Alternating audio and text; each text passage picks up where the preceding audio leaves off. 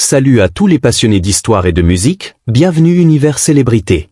Aujourd'hui, nous plongeons dans une saga méconnue, celle de George Harrison, le Beatle silencieux, un homme qui n'a jamais été le plus bruyant de la pièce, mais dont la musique et les émotions contenues ont marqué l'histoire.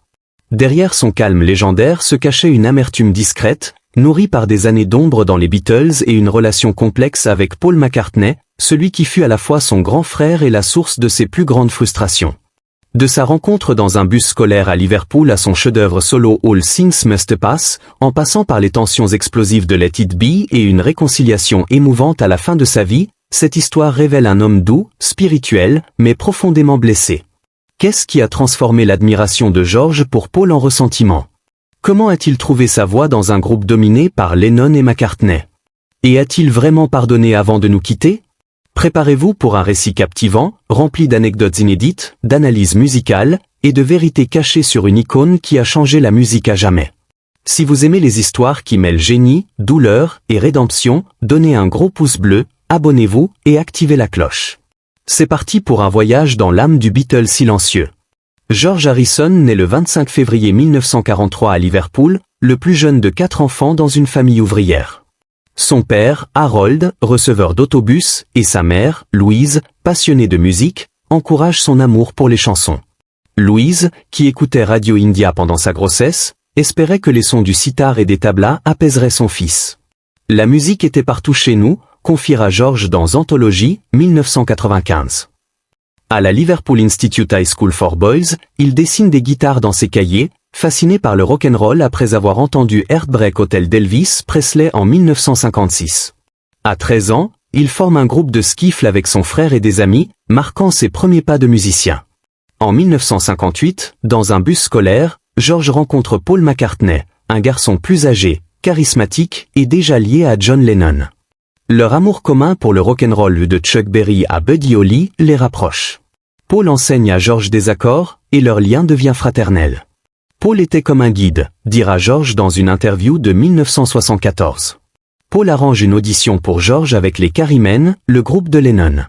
À 15 ans, George impressionne John en jouant Raunchy dans un bus, gagnant sa place malgré le scepticisme de Lennon sur son jeune âge.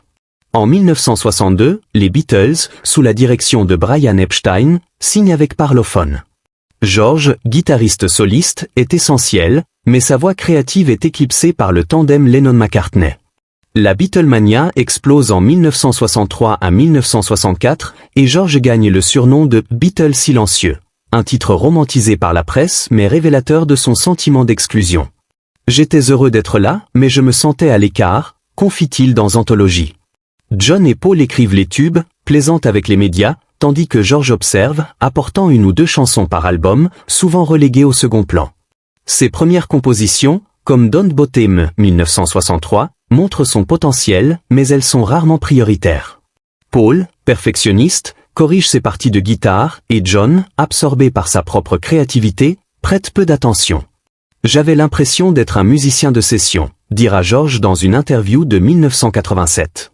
Pourtant, son admiration pour Paul et John reste forte. Ils étaient brillants, je voulais être comme eux. Au milieu des années 1960, les Beatles deviennent une force culturelle. Rubber Soul, 1965, et Revolver, 1966, révèlent la croissance de George comme compositeur avec If I Needed Someone et Taxman, une protestation audacieuse contre les impôts britanniques. John aide à peaufiner Taxman, mais Paul, dominant en studio, impose souvent ses arrangements. Paul voulait tout contrôler, se souvient George dans Living in the Material World, 2011. Lors de SGT Pepper's Lonely Hearts Club Band, 1967, George apporte Within You Without You, influencé par la musique indienne, mais sa vision spirituelle trouve peu d'écho dans le concept de Paul. Les sessions du White Album, 1968, marquent un tournant. George propose While My Guitar Gently Weeps, mais face à l'indifférence du groupe, il invite Eric Clapton pour le solo, forçant le respect. Les tensions avec Paul s'intensifient, ce dernier corrige ses parties, jouant parfois lui-même.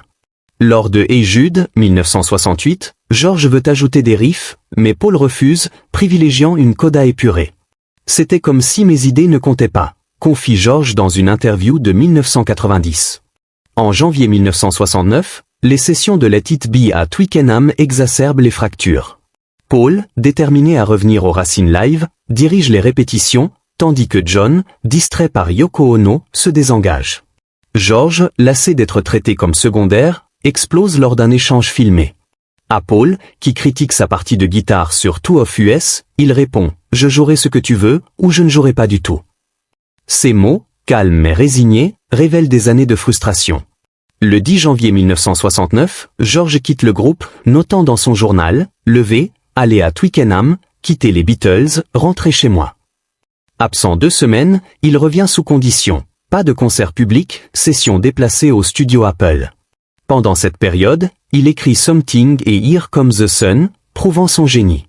Pourtant, même ses triomphes ne dissipent pas son amertume envers Paul, dont le perfectionnisme l'étouffe. La séparation des Beatles en avril 1970 libère George. En novembre 1970, il sort All Things Must Pass, un triple album acclamé, avec My Sweet Lord, What Is Life et Isn't It a Pity. La chanson Wawa, écrite après son départ de Let It Be, exprime son ressentiment, You give me the Wawa, and I'm giving you my Wawa, vise l'atmosphère étouffante du groupe, et Paul en particulier. C'était ma façon de dire, j'en ai fini, explique George dans une interview de 1971. En 1971, son concert for Bangladesh établit le modèle des concerts caritatifs. Sume, You Blues, 1973, reflète son amertume lors des batailles judiciaires post-séparation, initiées par Paul pour dissoudre le partenariat des Beatles. Paul pensait qu'il faisait ce qu'il fallait, mais pour moi, c'était une trahison, dira George dans Anthologie. Son ex-épouse, Pattie Boyd, confirme, George rentrait furieux des sessions, surtout après des clashs avec Paul. Dans les années 1970, George s'épanouit. All Things Must Pass est un succès critique et commercial, et il collabore avec des artistes comme Bob Dylan et Eric Clapton. En 1988, les Traveling Wilburys, avec Dylan, Roy Orbison, Tom Petty et Jeff Lynne, lui offrent la camaraderie qu'il n'a jamais pleinement trouvée avec les Beatles. Pourtant, son ressentiment envers Paul persiste. En 1974, il déclare à la radio « Paul m'a ruiné comme guitariste ». En 1987, il ajoute « Collaborer avec Paul, c'est renoncer à ma liberté ». Le projet Anthologie, 1995, réunit les Beatles survivants pour Free A Bird et Real Love. Les vieux schémas ressurgissent. Jeff Lynne note que George lève les yeux au ciel face au contrôle de Paul. On s'agaçait, mais on a tenu bon, admet Paul dans The Beatles, Get Back, 2021. George reste poli en public, mais sa distance avec Paul est palpable. En 1997, George est diagnostiqué d'un cancer de la gorge. Après une rémission, la maladie revient, atteignant ses poumons et son cerveau. Il se retire à Friar Park, son domaine, où il jardine et joue en privé. En 2001, lors d'un chat en ligne, un fan lui demande si Paul l'énerve encore. George répond, citant un proverbe, « Ne scrute pas un ami à la loupe. Connais ses défauts, laisse passer ses faiblesses. » C'est une réponse philosophique, typique de son humour mordant. Fin 2001, Paul rend visite à George à New York. Leur rencontre, décrite par Paul comme un rêve, est émouvante. Ils se tiennent la main, plaisantent et évoquent leur jeunesse. « C'était mon petit frère », dira Paul, ému, après la mort de George le 29 novembre 2001 à 58 ans. Les derniers mots de George, « Aimez-vous les uns les autres », reflètent sa quête spirituelle. Paul, bouleversé, le qualifie de « brave gars » et demande aux fans de soutenir Olivia et Danny. George Harrison a laissé un héritage monumental, All Things Must Pass, le concert for Bangladesh, et des chansons comme Something et While My Guitar Gently Weeps. Pourtant, son amertume envers Paul, né d'années d'ombre, n'a jamais totalement disparu. Leur réconciliation fragile en 2001 montre un amour persistant, malgré les blessures.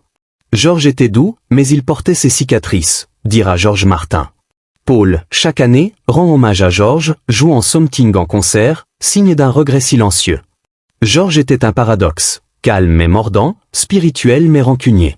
Sa musique parlait là où il se taisait, révélant un génie étouffé qui a fini par briller. Son histoire avec Paul est celle d'une fraternité brisée, mais aussi d'un amour durable, scellé dans leurs derniers instants. George Harrison était plus qu'un Beatle, un rêveur, un spirituel, un homme blessé qui a transformé sa douleur en chef-d'œuvre. Son ressentiment envers Paul McCartney, né dans l'ombre des Beatles, a marqué sa vie, mais leur réconciliation finale prouve que l'amour peut surmonter l'amertume. Quelle est votre chanson préférée de George ?